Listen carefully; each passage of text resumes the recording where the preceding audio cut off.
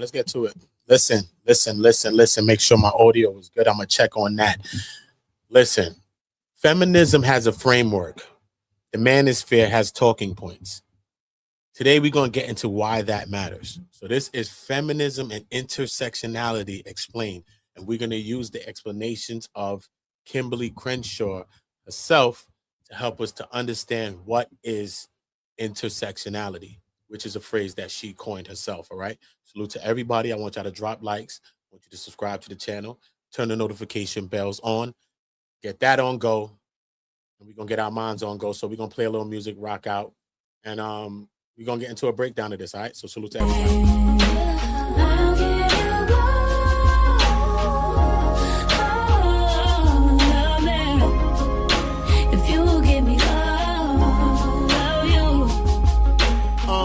Let me do me, let me roam around, and she ain't worried about all the girls around, cause she so used to being queen, she let them wear the crown.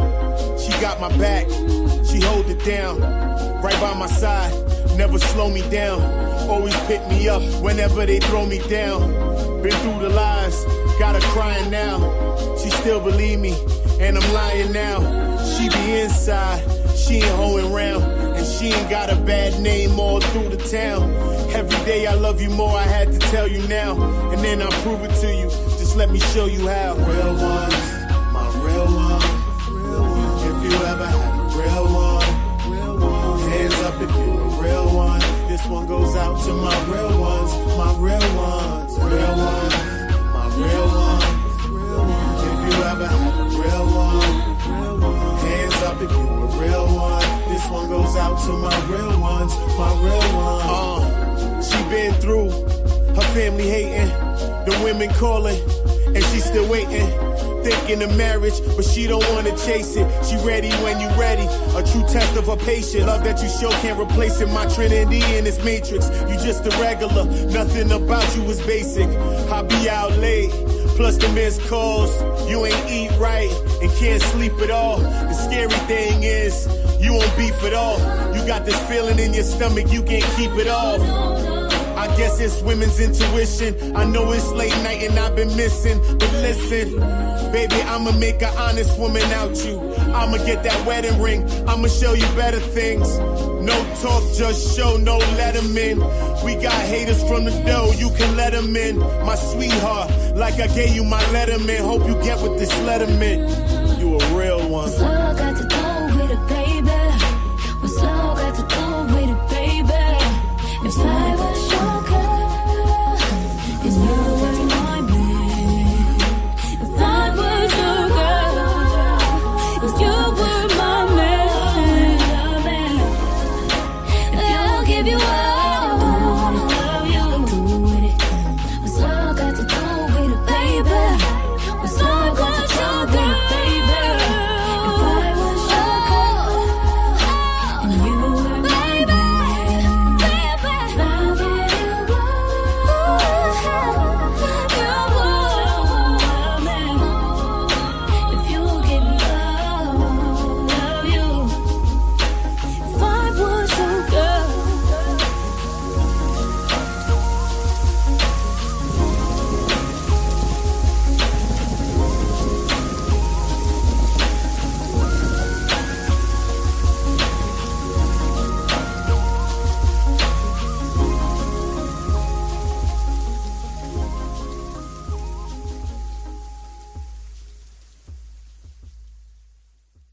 Salute. Hopefully everybody hearing me clearly. We rocking out. A couple of people came into the stream. Salute to them.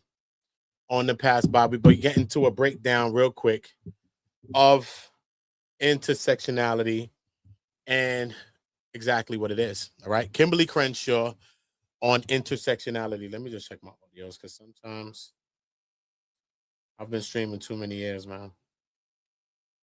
Too many years, I tell you. Yeah. All right, cool. Yeah, we good. All right, Kimberlé Crenshaw, and I'm gonna play a video from Kimberlé Crenshaw herself as well. I just want to break it down. Let's just read a little bit just to see exactly what's going on, right? And see who she is as well, right? Kimberlé Crenshaw on intersectionality more than 2 decades later.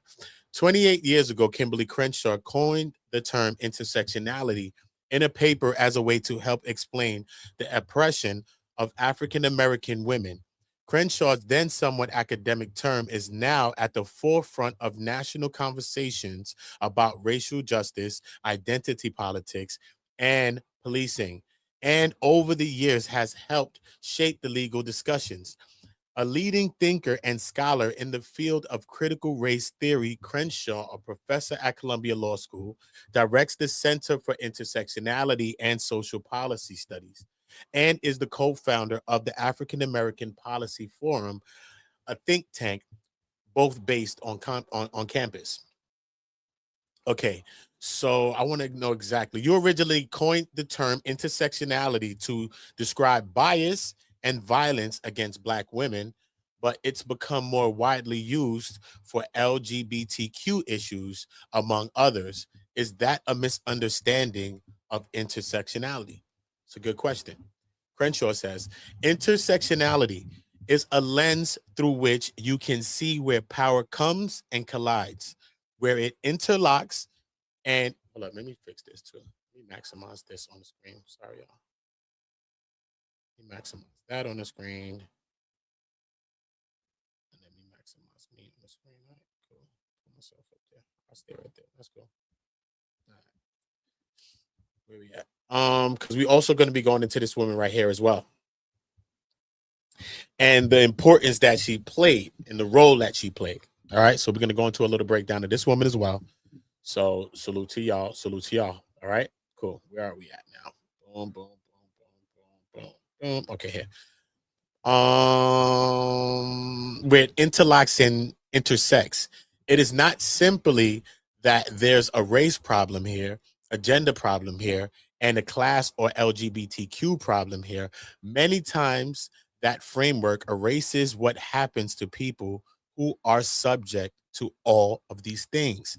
Now, some people look to intersectionality as the grand theory of everything, but that's not my intention. If someone is trying to think about how to explain to my courts why they should not dismiss a case made by Black women just because the employer did hire Blacks who were men and women who were white, well, that's what the tool was designed to do. If it works, great. If it doesn't work, it's not like you have to use this concept.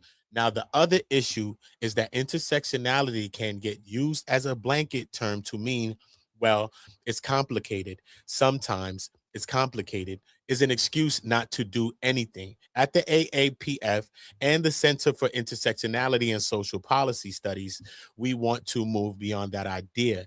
We try to take ideas and make them into hands-on tools that advocate and communities can use.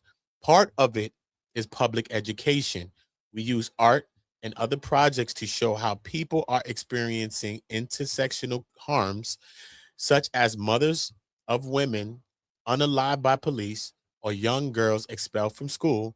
We work directly with advocates and communities to develop ways to that they can better see the problems and better intervene in advocacy. Okay, you've said there is an intersectional erasure in the Trump era. Can you explain this? Okay, let's see what that's. What's most problematic about the contemporary conversation is the complete irrelevance of women of color. People talk about how constituencies, specifically working class men, saw a terrible deterioration of their prospects and they were angry and wanted to vote for someone not part of the establishment. If you look at women of color, especially Black and Latinas, their economic well-being has been most impacted and been industrialized, being deindustrialized, and by the defunding of the public sector.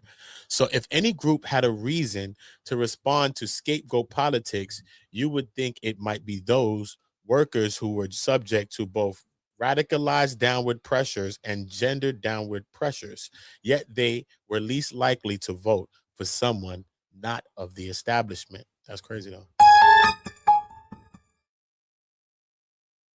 Why aren't we talking about that?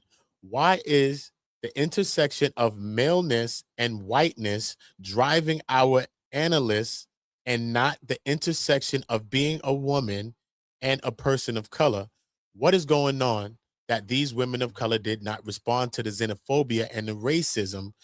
What did they have that made them say we're better than this and we want more for our country? It's pretty deep. It's pretty deep. It's pretty deep, pretty deep, pretty deep. Let's go into a breakdown though. Let's see what she got to say. Because I do want to get into Emma DeGraff and Reed. I do want to get a little bit into her. So intersectionality actually came out of my effort to think about how to create a word picture so that people could understand what happens when the kind of inequality that they're prepared to deal with overlaps or has an encounter with the kind of inequality that they're not committed to, haven't even thought about, don't experience themselves, and don't necessarily feel called upon to be present in that. Intersectionality is also a frame. It's a frame that gives us a greater sense of how certain social problems come about, and importantly, what needs to be rethought in terms of the conventional interventions that we create for those inequalities when those interventions come out of narrow or non-intersectional frames. I came across a case that featured a woman named Emma DeGraff and Reed. She was actually representing an entire group of Black women who were seeking better employment opportunities at an auto manufacturing plant in the Midwest. She was a wife, she was a mom, she was working class. She was really hoping to advance her family's well-being by seeking a different kind of job than the ones that typically were set aside for a woman like her. A job as a domestic worker or a job as a janitorial engineer. These were the kinds of jobs that were underpaid and that were usually without benefits. They weren't the kind of job that would allow you to actually entertain middle-class aspirations. So she was trying to get one of those better manufacturing jobs. So she applied for the job. And like other Black women, she was denied. After her denial, she sued the employer, claiming race and gender discrimination. Now, the judge that heard Emma's case dismissed her suit. And he dismissed her suit because the employer in question had, in fact, hired African Americans, and the employer had, in fact, hired women. From the court's vantage point, the fact that they'd hired African Americans and had hired women meant that they did not engage in race discrimination and they didn't engage in gender discrimination. Now, the fact that the African Americans they hired were not women and the women that they hired were not African Americans didn't defeat the argument that these women were unable to prove discrimination because the employer had hired Blacks and had hired women. So from the court's vantage point, the problem was that for Emma to be able to say, I was discriminated against, she had to say, I was discriminated against as a Black person who's a woman. I was discriminated against as a woman who's a Black person. That's what she would have had to say. And the court thought that the law didn't allow her to combine these two causes of action into one. But the fact that no judge